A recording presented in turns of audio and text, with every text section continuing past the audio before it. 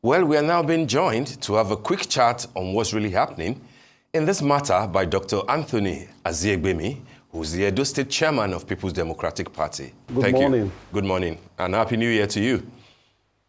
All right, let's talk about the development. Happy New Year to you and Nigerians. All right, let's talk about the development in your state, particularly as it affects your party, and I'm talking in specific terms about what is happening to local government chairmen in Edo State. We know what led to all this, the initial removal by the State House of Assembly of all the 18 local government chairmen together with their vice deputies, their deputies. But then there was, on the 21st of December, I believe, a ruling by an Edo High Court declaring that illegal and reinstating the local government chairmen with their deputies. But now we see that at least more than 4 of them have now been impeached by their respective councillors. And your party appears not to be, of course, happy about it. Tell us in detail what is actually happening. Is the ruling by the Edo State High Court being disrespected? We have heard of thugs going around some of the local government areas trying to force chairmen out of office. What actually is happening, and what is the stance of your party on this development? Yeah, let me thank Arise for this invitation. I think it's an opportunity to lay bare all the ugly things happening around Edo State in terms of the local government council chairmen that were duly elected in 2023. First, let me say Happy New Year to Nigerians. It's going to be a very good year. We should all just ready, sit back, fasten our seatbelts, and take all the opportunities that God will throw at us. We should look up to the year with maximum optimism. And I believe very strongly that in each and every home in Nigeria, in Edo State, there will be peace, there will be harmony, and everybody, there will be prosperity for all. Having said that, what is happening in Edo shouldn't happen. What is happening in Edo is something you hear or see in movies, Nollywood movies.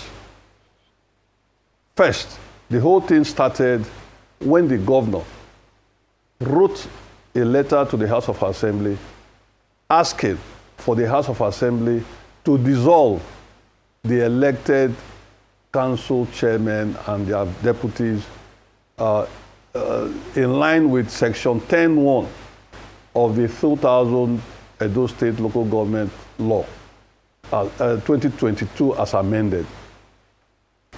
First, it has to be made very clear that letter in the first instance was an illegal letter. That letter shouldn't have been written in the first instance if the governor knew what he was doing. Because, as at the time he wrote that letter, the Chief Judge of Edo State had given a ruling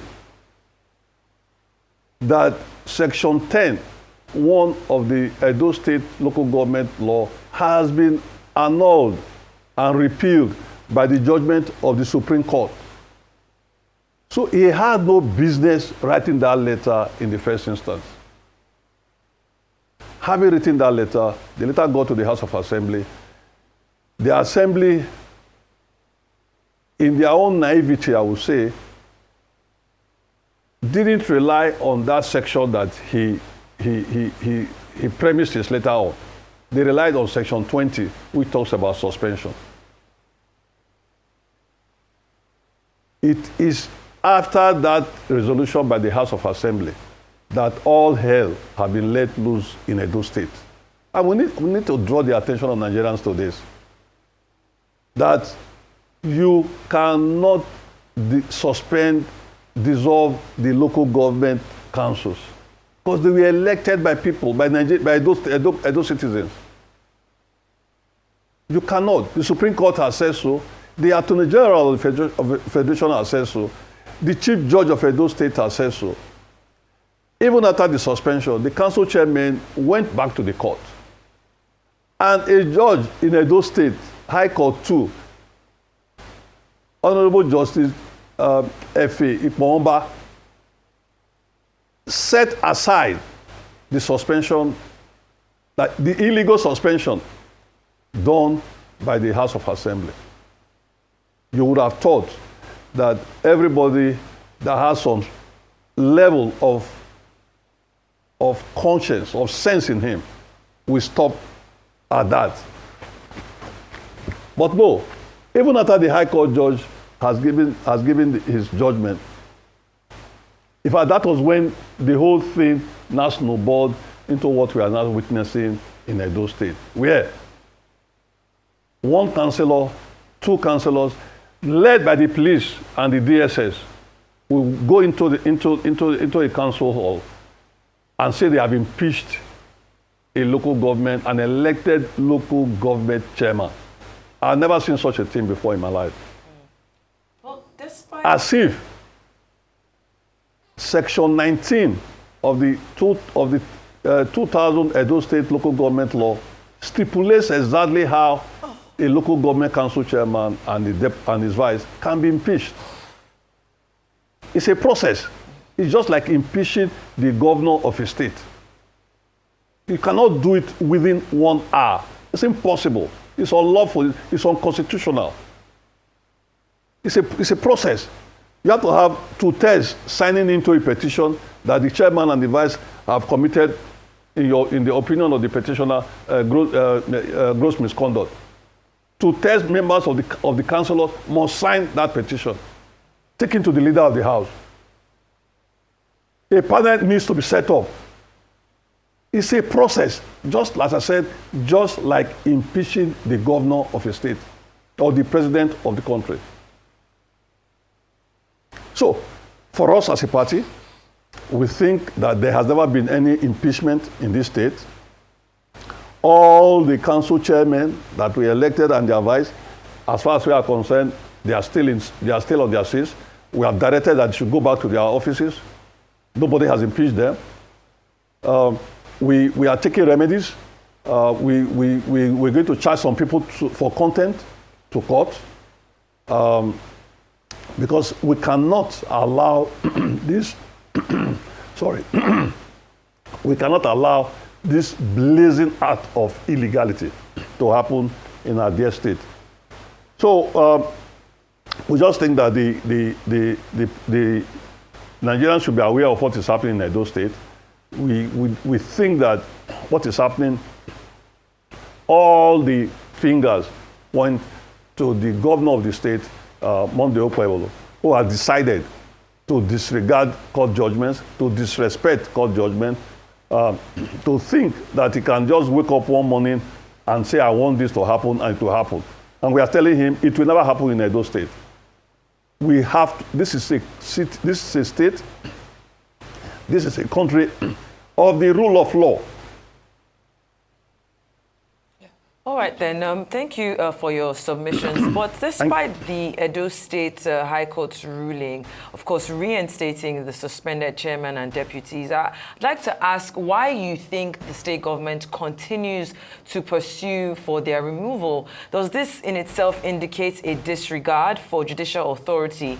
And what impact could this have on the rule of law in Edo State?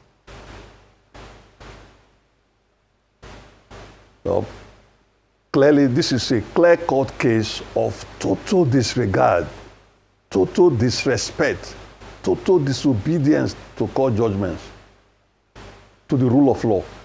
And that's what I'm saying. It should not happen in Edo State. Edo State, we pride ourselves as we're not the carry last. And that means that we do things the right way. We have an idea of what should be done and how it should be done. And we ought to follow the due process. But I think it points to a more fundamental issue, which is that the governor is surrounded by people that don't have it. that people cannot tell him, Mr. Governor, this is not right. Mr. Governor, constitutionally, you cannot do this. So when you surround your people with people that have no idea, that's what you get. The people you surrounded yourself with people that have no idea. Even you, who is at the helm of affairs, you don't have an idea. This is what you get. And this is what we warned the Edo people about before the elections. That we are going to have a mediocre government in place. If, God forbid, these guys come into power. And they knew that. That was why they had to do what they did on the 21st of September by brazenly, without recourse to decency and modicum of conscience, rigged the last elections with the help of INEC and the police. I just say that Edo people should just relax. This is for a while. This darkness that has enveloped Edo State, it will soon go away. We are coming and will come and make sure that this brazen act of disregard for court processes, court judgments, will be a thing of the past. And decisions will be taken in a logical, in a well thought out process, and not just one person waking up in the morning and believing that he can say something and it should be done. It will never be done. It's unconstitutional to remove or suspend council chairman, elected council chairman in Edo State. Yes. In fact, across the country. Yes, it's definitely an illegal action to remove local government chairmen. But also beyond the removal or the suspension of the chairman, it's been reported that 2 local government chairmen and 13 councillors have defected from the PDP to the APC in Edo State, led, I believe, by the Honorable Edo State, the chairman of the Ovia South local government. Now, this defection from the PDP to the APC, do you think this signals more defections to come in Edo State? And what does it say about the health of the PDP as an opposition to the APC in Edo State? Yes, see, that's the point we're making in the PDP. There are processes to doing things. Defection is one of those things that any politician has a right to. Anybody can get up one morning and decide to leave party A or party B. We respect those decisions. We don't grudge those people that have left the PDP. What we are saying is that you live and you bear the consequences. There are consequences for elected officers of government to defect from one party to the other if there is no division at the national level. So for those 2 chairmen that have defected, on Monday, we'll be filing a suit in court, asking the court to declare their seats vacant. We will follow the law. You have a right to defect. We, as a party, have a right to take you to court, asking the court to declare your seats vacant. So let there be an election, because you cannot carry our votes to another party. It's not possible. The PDP members in your local government, in your ward, worked for you, worked day and night for you. You were elected on the platform of the PDP, and you have the effrontery to say you want to defect. I don't have a problem with that. We reserve the right to go to court, to ask the court to declare those seats vacant, because you cannot carry our votes from our party to the other party. So, as I said, yesterday I had a very interesting conversation with one councillor from one of the local governments, and I was so elated and very happy with that conversation. A councillor called me and said, Chairman, these defections of some council chairmen and councillors should not bother the party. That if we had 192 councillors and 18 council chairmen, and maybe whatever figure, one S figure decomes, that the councillors, majority of them, they are going to stick with the party. They are going to support the party. to make sure that we remain strong and united. I was thrilled with that call from that councillor in one of the local governments where we think the council chairman will also defect next week. So, to answer your question, as a party in Edo State, as a PDP, we are not bothered with these defections. We think that they are missing the point, and let the court take a decision on that. But as I said, we are taking them to court on Monday to determine whether they should not lose their seats in line with the provisions of the Constitution, Section 109, 1G of the Constitution, that says that if you defect, you lose your seat. So we'll take it off from there. All right. All right, Dr. Aziegbemi, 2 questions before we begin to wrap up. First will be, what will be your reaction to the allegations of embezzlement on the part of some of the local government chairmen that have been impeached? There was a specific case of an allegation of embezzlement of 50 million naira. I believe that will be at Esan, a local government, where, of course, as you are aware, the chairman too has been purportedly removed.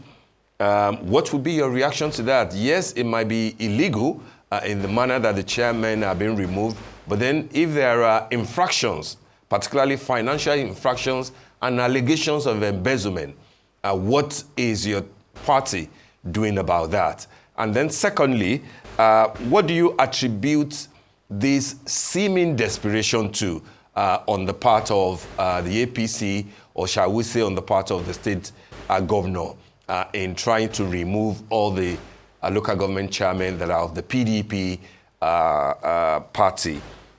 Does he have anything to do with the financial autonomy that will, fully formed by this month?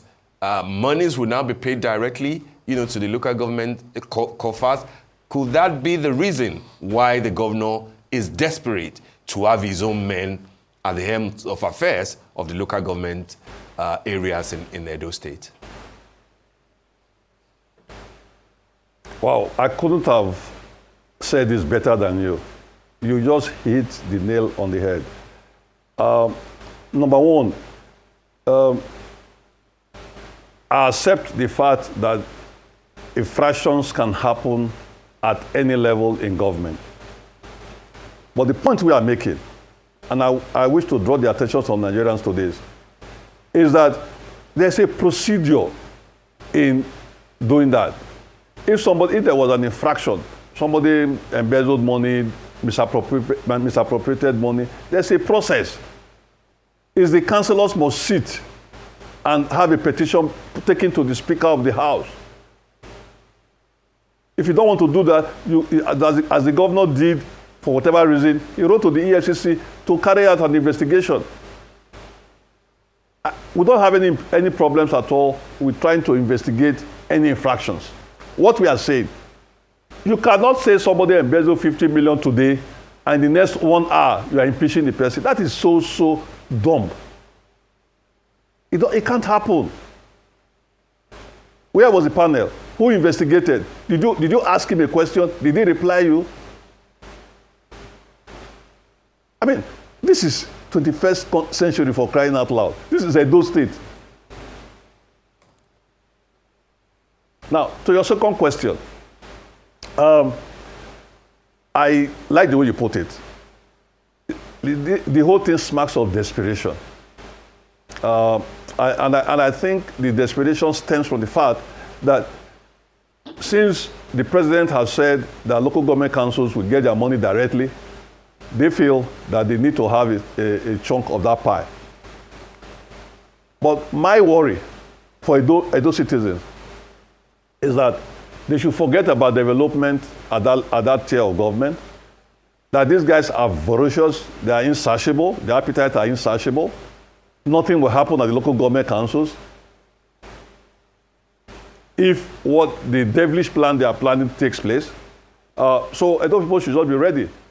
However, let me warn the governor and the APC that whatever they are doing now they should know that when my candidate and my party are declared winners of the election by the courts, whatever they do now, whatever bad thing they are doing to us now, we will package it properly, threefold, and take it back to them. And they should be sure that the security agencies, the corruption agencies, will be on their heels if they think that they can just dip hand into the till or into the treasury of Edo State. So they should be extremely careful. I know the allure is there to get access to the treasury, the council's money, but they should be very careful, because I do know, because I know that touching government's money is a very, very dangerous thing, because you will only leave traces. Government money doesn't fly into the air. It doesn't vanish into the air. So they ought to be very, very careful. And we are warning them so that they don't say they are not warned. Do not satisfy your appetite by thinking that you can lay hands on those monies that are meant for the development of Edo State because you think the INEC and the police helped you. You are a beneficiary of a stolen mandate, which will be recovered pretty soon after the Supreme Court judgment.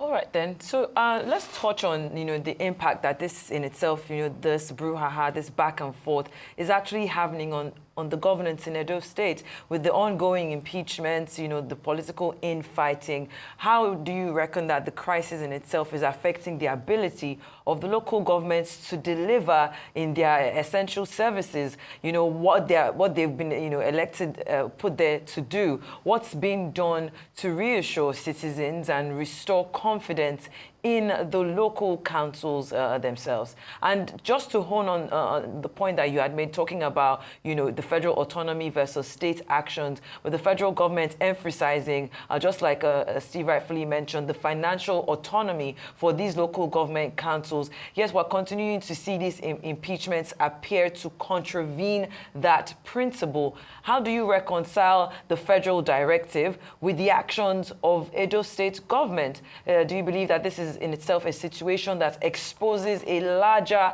governance issue regarding the local government autonomy in Nigeria as a whole? Okay, let me start by saying that since this whole saga started, I'm sure there's no council chairman in this state that has done anything in terms of governance. They are agitated. They are distracted. Nothing is happening at the local government council, at the councils. If I was a council chairman, I would be distracted. I wouldn't do anything. I would just be thinking of how to survive in the circumstances at the onslaught by the Okpebholo-led government. So I can tell you that nothing is happening at the council level. Everything is politics. They've turned the whole thing into politics. There's no governance.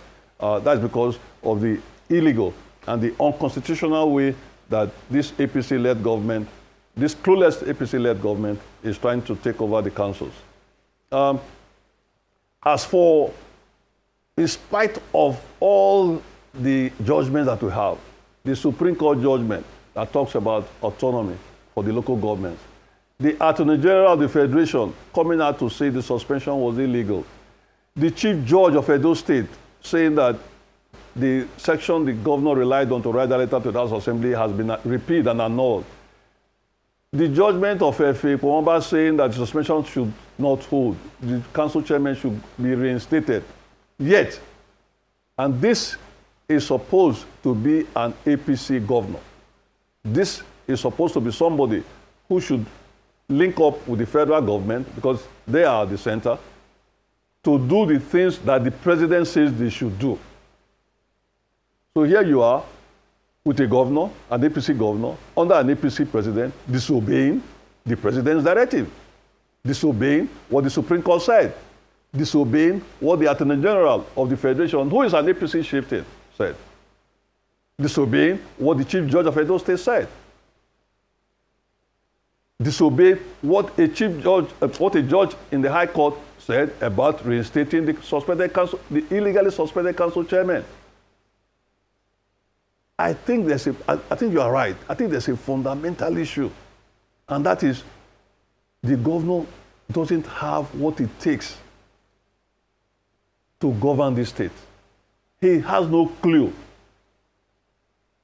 And to make things worse, he has surrounded himself with people that also are not better, that have no idea of what governance is all about, that are looking only at the paraphernalia of office and what it takes, what the allures that come with it, and all the perks that come with it. So we are really in a very, very serious situation in Edo State, where clearly you can see that since the November 12th inauguration of this government, nothing has happened in Edo State. Nothing, absolutely nothing has happened in Edo State. What you hear is, I've reinstated the teachers, the lecturers in AAU, I've renamed Edo State University, I'm going to build a flyover from Rama Park to wherever he wants to build it to. There's nothing else that has been done in Edo State. And as we speak, the IGR in Edo State has nosedived from 8 billion to about 2 billion. For reason, nobody is coming into Edo State again. The Victor Wifo Creative Hub is dying. The agricultural hub, the education hub, all the things that the former governor had thought through, has put in place, that was making us to generate as much as 8 billion naira IGR every month. Nobody is talking about that. And of course, capital, the investor, is quote and unquote a coward. If he senses that there is insecurity, there's upheaval, there's no harmony in the place, nobody will bring his money, nobody will come, nobody will invest here. All right. So it's so gloomy for Edo State. But is it that we are going to be that gloomy this year? Of course not. I'm reassuring Edo people that by God's grace, by the grace of Almighty God, when we get our mandate back, all this will be things of the past, and Edo will continue on the good legacies, on the good projects, on the things that Obaseki did for this state, which I dare say, no governor in this state has done 20% of what Obaseki did under the PDP-led administration for 4 years. All right, then. So Edo State should not despair. Okay. This is just the beginning of the year. By September, August, we'll be fine, and everything will be just cool. All right, Dr. Aziegbemi, Chairman of the PDP in Edo State, we want to thank you for joining us on the morning show today.